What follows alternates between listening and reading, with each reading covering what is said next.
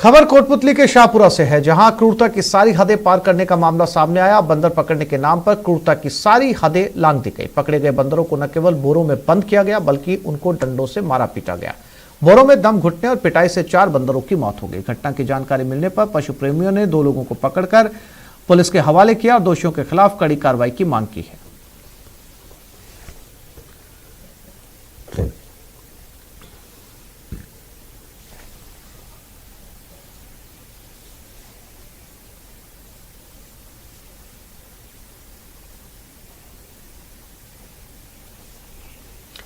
अलवर के भिवाड़ी में अज्ञात कारणों के चलते वॉल्वो बस में भीषण आग लग गई। देखते देखते आग ने पूरी बस को अपनी आगोश में ले लिया, जिससे बस पूरी तरीके से जलकर खाक हो गई। कयास ये लगाए जा रहे हैं कि कुछ वेल्डिंग का काम कराने से आग लगी थी। बता दें कि बस चालक ने वेल्डिंग की दुकान पर वेल्डिंग करवाई थी। फिलहाल सूचना मिलने पर मौके पर पहुंची फायर ब्रिगेड की टीम ने आग पर जैसे तैसे काबू पाया।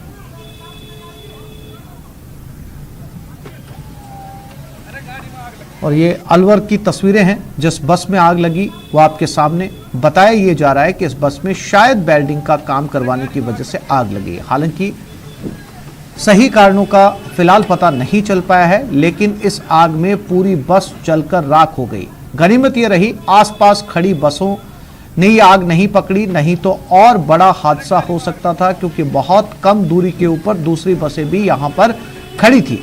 दमकल की टीम मौके पर पहुंची और आग को बुझा लिया गया, लेकिन आग बुझने तक पूरी बस जल चुकी थी।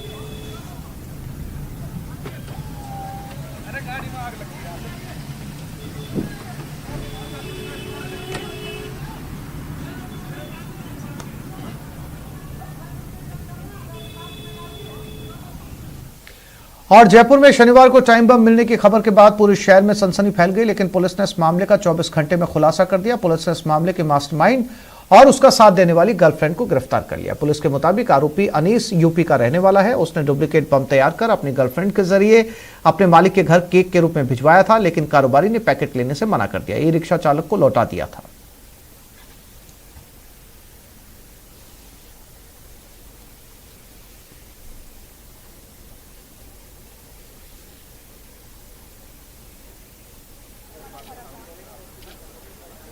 संदिग्ध बैग डब्बे गिफ्ट पैक के लिए पूछा गया, तो उसको भी इन्होंने दस्तयाब कर लिया। फिर जो भी एहतियातन होती हैं उसको सुरक्षित रूप से रखवाया गया। इनको भी लगा कि कुछ इसके अंदर विस्फोटक सामग्री हो सकती है। हमारी बीडीएस टीम्स और स्टेट बीडीएस टीम को इस संबंध में हमने अवगत करवाया। पूरा चेक करने के बाद में सारी कवायद में यह गिफ्ट पैक डमी पैकेट साबित हुआ, जिसमें टाइमर भी लगा हुआ था। नट बोल्ट्स कीलें जैसे बम प्लेटर्स के रूप में लोगों को ज़्यादा से ज़्यादा घायल करता है, वो सारी चीज़ें उसके अंदर मौजूद थी। उसको उन्होंने चेक किया और चेक करने के बाद में उसमें किसी भी तरह का विस्फोटक न होने के बारे में क्लियर रिपोर्ट दी गई। जयपुर में बम मिलने की जब अफवाह उड़ी तो पूरे मामले में एक तरह से हड़कंप मच गया था, लेकिन 24 घंटे के अंदर इस पूरे मामले में पटाक्षेप करते हुए 2 लोगों की गिरफ्तारी कर ली गई है। जवाहर नगर थाने में फिलहाल हम मौजूद हैं। यहाँ पर पुलिस ने जो है पूरी तफ्तीश के बाद में जो जयपुर के ही सुभाष चौक के पास रहने वाले अनीश और सालेहा को गिरफ्तार किया है। क्या पूरा मामला था पन्नालाल जी? आपने तफ्तीश की, जानकारी निकाली, किसी व्यापारी से रंगदारी वसूली का यह मामला बताया जा रहा है। जी, ये मेन तो एक तरह की व्यापारी से वसूली का था। ये जो अनीस है ये इसी दुकान में 8 साल से काम कर रहा है। विभू गुप्ता को अच्छी तरह घर बार वगैरह सब जानते हैं, इनका आना जाना है। ये आरी तारी का काम करता है। यूपी के रहने वाले हैं, लेकिन 15 साल से ये जयपुर में ही रह रहे हैं। तो इसने इसको देखा कि भाई ये सेठ कमज़ोर है और ये आसानी से, यदि अपन इसको 8-10 लाख की डिमांड करें तो आसानी से दे देगा, डरा धमका कर। तो ये कुछ इलेक्ट्रिक का काम भी करता है घर पे। इस पार्ट टाइम ये खुद के जहाँ पर किराया ले रखा है इन्होंने 4 दरवाजा पे, तो वहाँ इलेक्ट्रिक का भी काम करते हैं। तो इसका कहने का ये है कि साहब मैंने पिक्चर देख के, नेट वगैरह देख के, और एक जो केक के नीचे जो एक वो प्लास्टिक का सा एक ढक्कन सा आता है केक को रखने के लिए, बेस बनाया, हाँ, उसी पर मैंने एक डमी बम तैयार किया, बम नुमा। और उसको मैंने, मेरी गर्लफ्रेंड है ये सुहालिया, इसको मैंने लेटर लिखवाया और हम दोनों ने योजना तैयार करके और वो केक के साथ में इसके वहाँ पहुँचाया कि भाई इसको खोल के देख उसने खोल के देखा तो वो हमारा लेटर पढ़ा। लेटर पढ़ने के बाद में उसने उस लेटर को और केक को लिया नहीं, तो ई रिक्शा के मार्फत भेजा था। ई रिक्शा वाला वहाँ पे ले गया, और ई रिक्शा वाला ले गया तो ये लोग मिले नहीं। ई रिक्शा वाला घर पे ले गया। उसके बाद में ये सूचना पुलिस को मिली, तो पुलिस में हमारी पूरी पुलिस, हमारी स्पेशल टीम में सारी की सारी इसमें लगी, और हम लोग लग के और देर रात तक तो ई रिक्शा तक पहुँचे, और वो केक और वो जो डमी बम था उसको प्राप्त किया। डमी बम की तो बाद में था, पहले तो केक ही था, भाई केक है, लेकिन वो केक के नीचे कुछ पदार्थ ऐसा दिखाई दे रहा था तारनुमा, तो हमारे को भी शक हुआ टाइमर वगैरह सारी कुछ चीजें भी हो सकता है। नहीं, टाइमर वगैरह कुछ नहीं दिखाई दिया उस टाइम में कि कुछ हो सकता है इसमें। शक हो गया था हमारे को भी कि तार जहाँ दिख रहे हैं तो कुछ न कुछ है इसके अंदर, तो हमने सुरक्षित उसको कट्टे वगैरह लगा के हमने रखवा दिया उसको। और सुबह हमारे उसके अधिकारियों को रात को ही सूचना की, सुबह इन द मॉर्निंग हमने बम डिस्पोजल वगैरह जो स्टेट टीम वगैरह हमारी सारी आई, उसको बम डिस्पोजल टीम ने रिफ्यूज़ किया, और रिफ्यूज़ करने के बाद में ये क्लियर हुआ कि वो असल बम न होके और डमी बम था, उसमें कोई एक्सप्लोजिव नहीं था। बमों से प्रेरित होकर के और अपना कुछ कराफाती दिमाग लगाकर और उस व्यापारी को धमकाने के लिहाज से भी कुछ 7-8 लाख इसको डरा करके आराम से मेरे को ये पैसे दे देगा। इससे पहले का कोई इनकी क्रिमिनल हिस्ट्री वगैरह कुछ नहीं, ऐसा कोई सामने नहीं आ रहा है। फिर भी इनका आपराधिक रिकॉर्ड हम मालूम करेंगे कि भाई आपसे पहले कोई आपराधिक रिकॉर्ड रहा हो तो मालूम करके आगे जो कौन सी धाराएं इन पे दर्ज की गई? नहीं, अभी तो हमने इसको 386 में किया है, फिर जो भी होगा वो आगे जो प्रोसीजर होगा जो लगेंगे वो लगाएंगे इसमें। जी बिल्कुल, बहुत बहुत शुक्रिया आपका। तो ये देखिए, एक फिल्मों का ऐसा इफेक्ट कहें, लोगों की ज़रूरत की बात कहें, या फिर पैसा कमाने का वो शॉर्टकट जो कि नहीं होना चाहिए, एक तरह से नैतिकता की बात की जाए, जिस व्यापारी के यहाँ पिछले 8 साल अनीश काम कर रहा था, उसी को डरा धमका करके एक बमनुमा चीज़ बनवा करके अपनी गर्लफ्रेंड के जरिए उसने बाकायदा इलेक्ट्रॉनिक से और दूसरे तरीकों से इसको सीखा, और सीख करके पूरी तरह से उसको अमल में भी नहीं पहुंचा पाया। ना तो वो ई रिक्शा वाला उसको उस जगह पर पहुंचा पाया, ना ही और दूसरे काम ऐसे हो पाए जिस वजह से उसकी ये पूरी जो साजिश थी वो अंजाम तक पहुंच पाती और उसको पैसे मिल पाते। लेकिन सारी चीजें खुल गई, पोल पुलिस के सामने है, 24 घंटे में वो सलाखों के पीछे है और मामले की तफ्तीश अभी भी जारी है। अरबाज अहमद, न्यूज़ 18 के लिए जयपुर से। भरतपुर जिले के कामा में चोरों ने एक ही रात में 4 दुकानों को निशाना बनाया। बताया जाता है कि चोरों ने पहले परचून की दुकान का शटर तोड़कर चोरी की, फिर उसी तरीके से मोबाइल की 3 दुकानों में से पुराने मोबाइल के सामान, इन्वर्टर, बैटरी सहित करीब लाखों रुपए के सामान को चोरी कर लिया। पीड़ितों की शिकायत पर मौके पर पहुंची पुलिस ने सीसीटीवी फुटेज खंगाले और जल्द ही चोरों को पकड़ने का दावा किया। मैं रात को दुकान का ताला लगा के गया था। मेरी दुकान से सुबह देखा तो मेरा ताला टूटा हुआ मिला, जिसमें मेरे गले में से 5-7 हज़ार रुपये चले गए, और दुकान में से सामान भी गया है जो अभी मुझे पता नहीं है।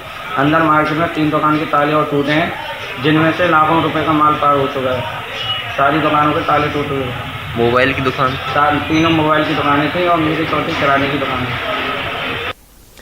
और चिकित्सा मंत्री रघु शर्मा ने वीसी के जरिए मुख्यमंत्री निरोगी राजस्थान चिरंजीवी स्वास्थ्य शिविर का शुभारंभ किया। सभी ग्राम पंचायत मुख्यालयों पर यह स्वास्थ्य शिविर का आयोजन किया जाएगा। शिविर में 48 तरह के खून की जांच, टीबी, लीवर संबंधी रोग सहित कई गंभीर रोगों की जांच सुविधा उपलब्ध होगी। वहीं कार्यक्रम के दौरान रघु शर्मा ने लाभार्थियों से योजना का लाभ लेने की अपील की।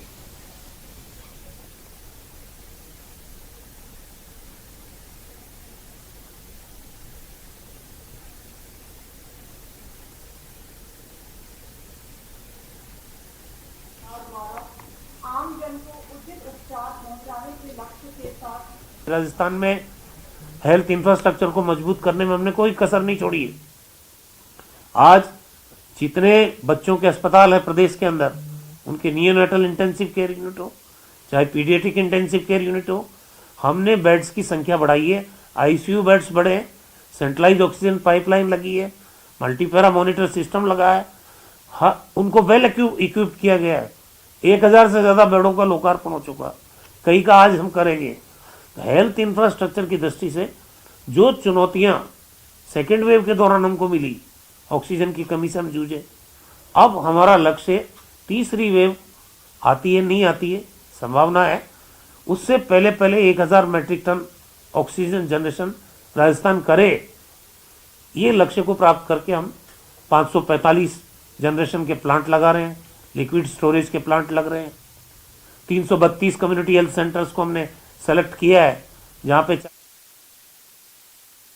हमारे साथ हैं श्री गोविंद सिंह डोटासरा जी, माननीय शिक्षा राज्य मंत्री, माननीय राज्य मंत्री सामाजिक न्याय और अधिकारिता विभाग राजस्थान सरकार श्री राजेंद्र सिंह यादव, श्री निरंजन आर्य, मुख्य सचिव राजस्थान, श्रीमती संगीता बेनीवाल, अध्यक्ष राजस्थान राज्य बाल संरक्षण आयोग, और सचिव सामाजिक न्याय और अधिकारिता विभाग डॉक्टर समित शर्मा, आयुक्त बाल अधिकारिता विभाग श्रीमती अनुप्रेरणा सिंह कुंतल, और वीडियो कॉन्फ्रेंसिंग से हमारे साथ जुड़े हुए सभी जिला कलेक्टर साहिबान, पुलिस अधीक्षक, बाल संरक्षण आयोग के सदस्यगण जो आज यहाँ मुख्यमंत्री निवास पर हमारे साथ मौजूद हैं, और बाल संरक्षण हित धारक गण, बाल संरक्षण के क्षेत्र में कार्यरत विभिन्न राज्य और जिला स्तरीय संस्थाओं के प्रतिनिधि और विशेषज्ञों का बहुत बहुत स्वागत और अभिनंदन।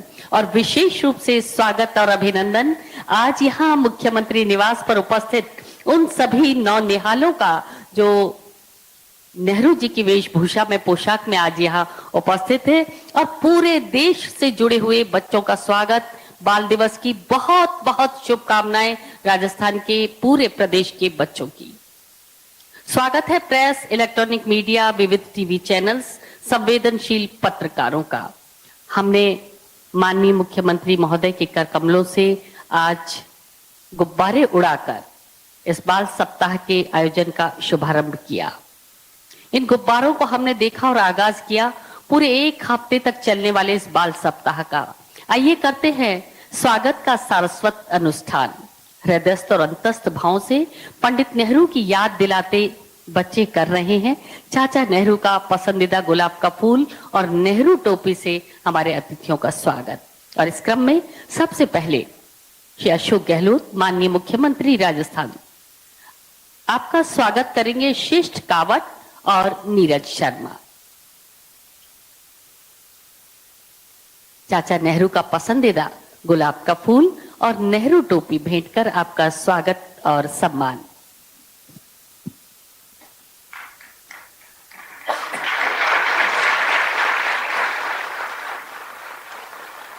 स्वागत और सम्मान के इसी क्रम में हमारे बीच हैं श्री गोविंद सिंह डोटासरा जी, माननीय राज्य शिक्षा मंत्री।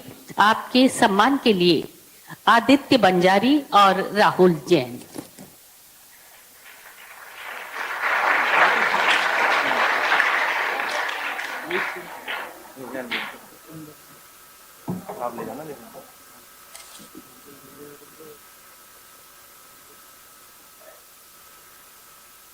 माननीय डोटासरा जी का सम्मान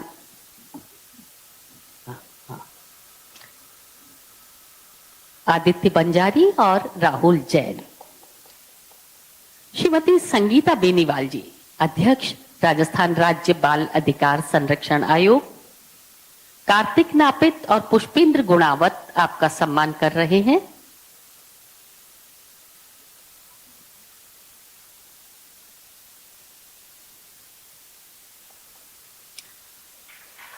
श्री राजेंद्र सिंह यादव जी का सम्मान दिव्यांश जैन और यश ने किया, और संगीता बेनीवाल जी का सम्मान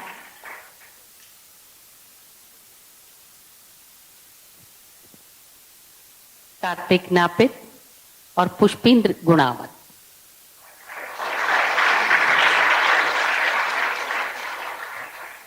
श्री निरंजन आर्य, मुख्य सचिव राजस्थान, आपका सम्मान करेंगे आयुष सिंघल और चिराग जैन।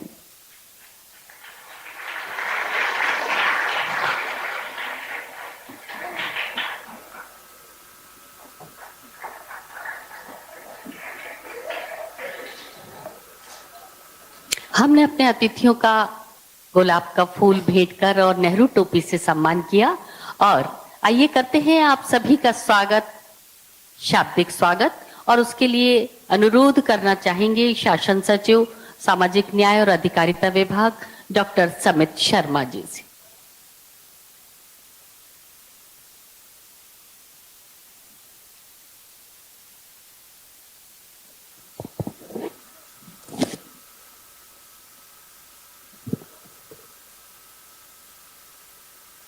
बाल अधिकारिता विभाग एवं राजस्थान राज्य बाल अधिकार संरक्षण आयोग के द्वारा आयोजित बाल अधिकार सप्ताह के शुभारंभ के राज्य स्तरीय समारोह के माननीय मुख्य अतिथि आदरणीय मुख्यमंत्री महोदय, माननीय शिक्षा मंत्री महोदय, माननीय सामाजिक न्याय एवं अधिकारिता मंत्री महोदय, मुख्य सचिव महोदय, अध्यक्षा बाल अधिकार आयोग, यहाँ पर मौजूद हमारे साथ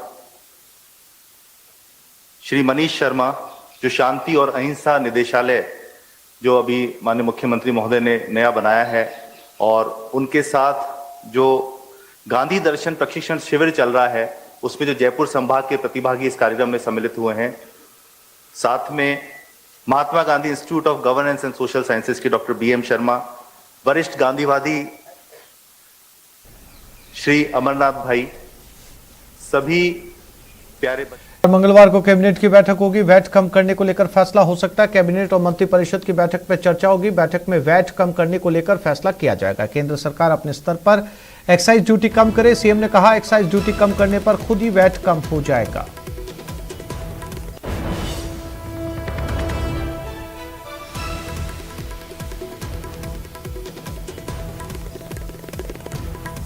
पेट्रोल, डीजल और गैस, इसमें तो दाम बढ़े हैं लगातार। पूरे देश के अंदर इस बात को लेकर आक्रोश है कि प्रतिदिन लगातार बढ़ते गए। एक दिन 5 रुपए 10 रुपए कम कर दिए, जबकि मोदी जी गवर्नमेंट ने 2020 के अंदर इन्होंने पहले 15-20 रुपए करीब बढ़ाए थे। जनता भूल जाती इन बातों को, उनको हम लोगों को एहसास नहीं है कि पहले इन्होंने बढ़ाए थे 20 के अंदर और अभी इन्होंने 5-10 रुपए कम कर दिए। हम इनसे मांग करते हैं जितना कम आप करोगे उसके अनुपात में राज्य सरकारों को अपना आप ही कम हो जाता है। सीएम अशोक गहलोत ने केंद्र सरकार से राजस्थान को विशेष दर्जा देने की मांग को फिर से दोहराया। सीएम गहलोत ने कहा कि राज्यपाल कलराज मिश्र ने प्रदेश के हित में केंद्र सरकार से जल योजनाओं पर विशेष राहत देने की अपील की है। सीएम ने कहा कि राज्यपाल एक संवैधानिक पद पर हैं। उन्होंने केंद्र सरकार के सामने जो राज्य हित में है उसकी मांग की है। राजस्थान सरकार और पूरी जनता के हित में है।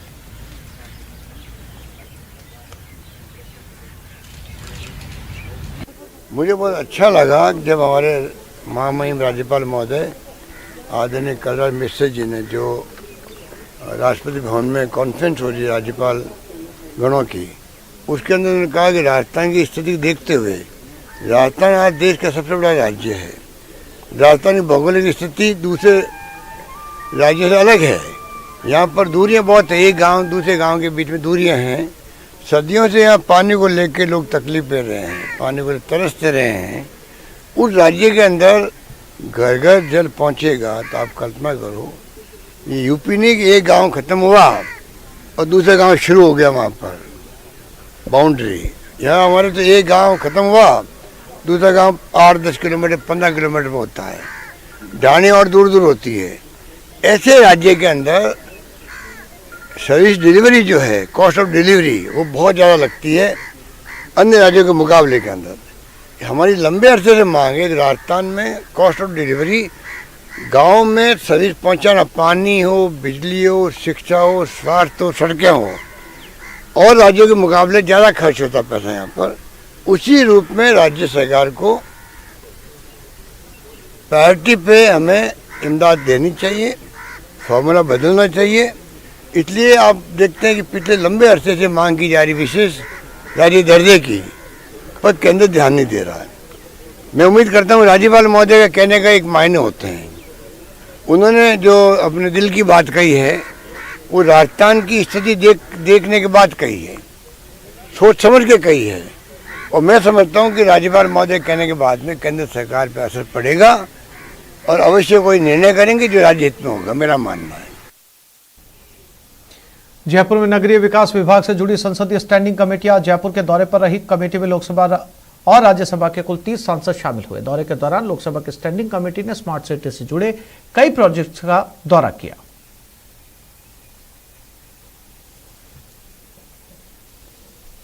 अपना स्मार्ट रोड किशनपुर बाजार हो, चाहे स्मार्ट रोड चांदपुर बाजार हो, चाहे यहाँ पर जो अंदर हेरिटेज लुक में हेरिटेज वॉक हो, वहाँ पर जो काम चल रहे हैं उनकी भी समीक्षा कंटिन्यू कर रहे हैं।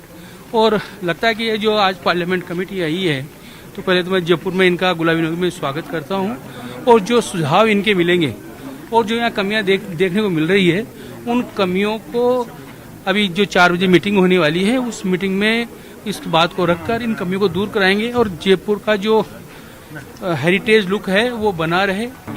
देखिए, इंदौर जहाँ तक है स्वच्छता में नंबर 1 लगातार 4 बार आ रहा है। इस बार भी हम प्रयास कर रहे हैं, संभावना है 5वीं बार भी हम आए। जयपुर स्वच्छ तो है, लेकिन मुझे लगता है और गुंजाइश है। इसमें सभी का सहयोग लगेगा। स्वच्छता में माननीय प्रधानमंत्री जी ने आह्वान किया था, तो मुझे लगता है सभी हमारे नेतृत्व, राजनीतिक नेतृत्व, हमारे अधिकारी और सबसे ज्यादा जनता का सहयोग, तो मुझे लगता है जयपुर भी बन सकता है। उसके हेरिटेज के बारे में तो हमको मुंबई में भी पता मिलता है। राजस्थान का हेरिटेज बहुत पॉपुलर है, बहुत लोगों को मालूम है। आपकी जो आर्ट एंड क्राफ्ट है उसके बारे में भी पूरे दुनिया भर चर्चा है, लेकिन यहाँ आने से वो सब कहाँ बनता है, किस तरह का जीवन उधर है, ये समझ में आता है और ये बहुत बढ़िया है। पार्लियामेंट्री स्टैंडिंग कमेटी नगरीय विकास विभाग से जुड़े कामकाज को देखने के लिए आज राजधानी जयपुर में है। स्मार्ट सिटी के कामकाज के साथ साथ में जयपुर मेट्रो के प्रोजेक्ट को भी यहाँ पर प्रोजेक्ट को देखा गया है। हमारे साथ में रायपुर छत्तीसगढ़ से सांसद हैं, वो हमारे साथ में सोनी साहब, आप लोगों ने विजिट किया, क्या कमी खामियां नजर आई, क्या अच्छाइयां नजर आई राजधानी जयपुर के विजिट में? देखिए, मैं इसके पहले भी जयपुर घूम चुका हूँ और अभी हाल ही में 2 महीना पहले आया था मैं, उस समय भी घूमा था। मैंने यहाँ के कमिश्नर को, अवधेश जी को बहुत सारी बातों को मैंने बताया था कि इसको ठीक करना चाहिए। अभी आने के बाद में मुझको जानकारी मिली है कि उन्होंने कुछ ठीक किया है। तो ये जयपुर जो है, ये वास्तव में देश नहीं पूरे विश्व के लोग यहाँ पर, पर्यटक लोग यहाँ पर आते हैं और बहुत सुंदर शहर है। जयपुर को जिस नज़रिए से पूरा देश, पूरी दुनिया देखता है, उसी नज़रिए से हम भी देखते हैं कि जयपुर एक न केवल हिंदुस्तान के लिए, पूरी दुनिया के लिए एक हिस्टोरिकल और एक टूरिस्ट प्लेस है, जहाँ पे डोमेस्टिक, इंटरनेशनल टूरिस्ट आते हैं। यहाँ पे स्मार्ट सिटी में काम हो रहा है, मेट्रो में काम हो रहा है। वो भारत सरकार, मिनिस्ट्री ऑफ अर्बन डेवलपमेंट और स्टेट गवर्नमेंट के साथ मिल करके उनके जो प्रोजेक्ट्स चल रहे हैं, उन प्रोजेक्ट्स को हम लोग देख रहे हैं। हमने अभी म्यूजियम देखा, बहुत अच्छा है। उसमें मानक चौक स्कूल देखा, मानक चौक को देखा कि 150 ईयर्स ओल्ड एक स्कूल था और उसको किस तरह से स्मार्ट सिटी में रिनोवेट किया जा रहा है। उसको एक हेरिटेज बिल्डिंग के रूप में भी वो डिक्लेयर हुआ है। तो जयपुर आना जरूर पसंद करता है और वो जयपुर में आके जिस प्रकार का हिस्टोरिकल जो यहाँ पर ये प्लेस है, यहाँ पर हेरिटेज का जो लुक है, या राजा महाराजाओं द्वारा ये बसाया हुआ शहर है, जिस प्रकार की जो वास्तुकला के आधार पर इस 4 चौपड़ है, सरकासूली है, हर दृष्टि से इसको एक वास्तु की दृष्टि से बसाया हुआ है। तो कुल मिला के उम्मीद यही है कि जो सुझाव दिए जाएंगे उन पर सुधार होगा, मंथन होगा और उसके बाद में शायद राजधानी जयपुर की स्मार्ट सिटी का जो काम काफी धीमी गति से चल रहा है उसे बढ़ाने के लिए और कोशिश की जाएगी। कैमरा पर्सन भवानी के साथ लवली वधवा, न्यूज़ 18 जयपुर। तो इस बुलेटिन में फिलहाल इतना ही। नमस्कार।